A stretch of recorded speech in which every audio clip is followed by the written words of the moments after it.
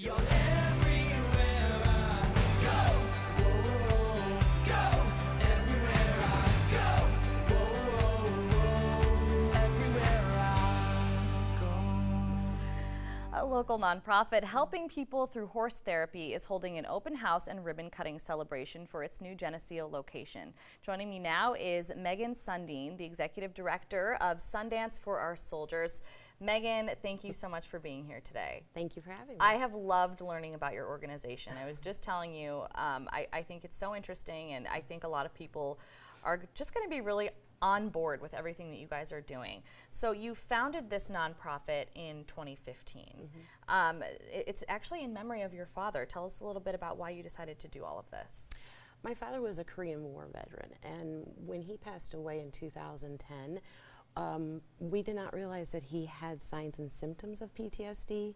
It wasn't really something anybody knew anything about back then. So I did research, and I am a teacher, and I found that there had to be some kind of connection.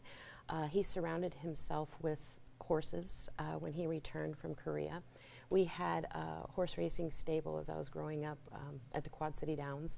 Wow. That was my playground. So, so he surrounding himself with those horses is what made me start to think that there's something there. And so I found an organization that was global that combines the two on a mental health level and works really well with PTSD and trauma-informed therapy.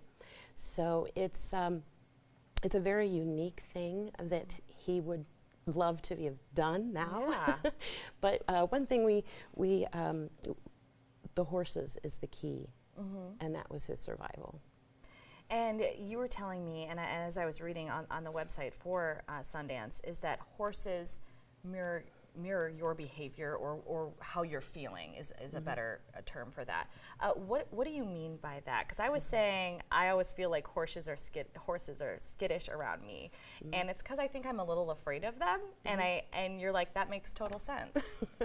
So how do they do that? Okay, well, I did not know that horses were one of the only prey animals that survived for over 3 million years. Oh.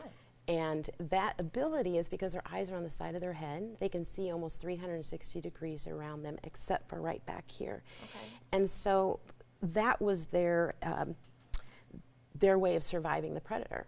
They can eat grass without seeing or making any movements, but they can see the predator coming from like 50 yards away and has to mirror that body language in order to survive. So a mental health professional and an equine specialist came together and said, well, let's try this out on humans, and it worked the same. So the horse is able to mirror and pick up someone's thoughts through their body language. So that then transforms into them mirroring that body language, and I'm trained to read that body language then. And so you can kind of be like, look, I can tell you're feeling tense right now, like, and kind of work your magic in that way with these horses. Now, we wanted to mention this does not involve horseback riding. So if you are someone that is maybe like, I don't think that's for me, that's not what this is at all, actually. Not at all. So describe kind of what a session would be like. Our sessions take place, it's an hour session, and we are in a horse arena, enclosed area. The horses are free to move about. We have activities that we might do based off of goals. There is equine assisted psychotherapy, which includes a mental health professional and myself as an equine specialist, and we work together as a team with the horses. But we actually stand in the perimeter.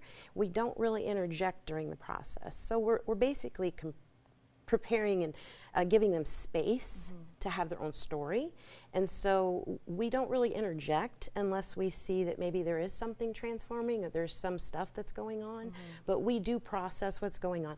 And then the horse then becomes a catalyst for that mental health professional to know what to talk about with that person at that time, because each week the horse brings up whatever is most prevalent. Wow. Okay. And we should mention too, while this started out for veterans and soldiers, you have incorporated programs and sessions for like emergency workers and teachers as well, correct? Yes, yes. I am also a certified teacher, Right. so I do use this program, Equine Assisted Learning, where I teach the SEL standards. I reinforce basically what teachers are doing in the schools. Okay, and quickly tell us about this new location and the upcoming open house that, as I think I read, it happens to be on what would have been your father's 90th birthday? Yes, I How about just that? realized that. I planned it and it kind of fell in the middle of the month, It's and perfect. it's May is Mental Health Awareness Month, so we really wanted to do something and make it official. Last summer we tried moving towards Geneseo instead of further out where we were more of a private facility. We are now at Bell's Air Horse Farm that's just 5 miles north of Geneseo off of Route 82, and it's a wonderful public, beautiful facility. So we're doing an official ribbon cutting ceremony on this Wednesday. Yes, and we've at got 4 the p.m. information on the screen for everybody because, again, like I said, if you didn't know about your organization, it's definitely something that I think so many people will be interested in, especially given the last 2 years, right? Yes, yes. All right, well, That's Megan, for thank sure. you so much for joining us today Thank you. and telling us all about Sundance. Really appreciate it. Thank you. Thank you.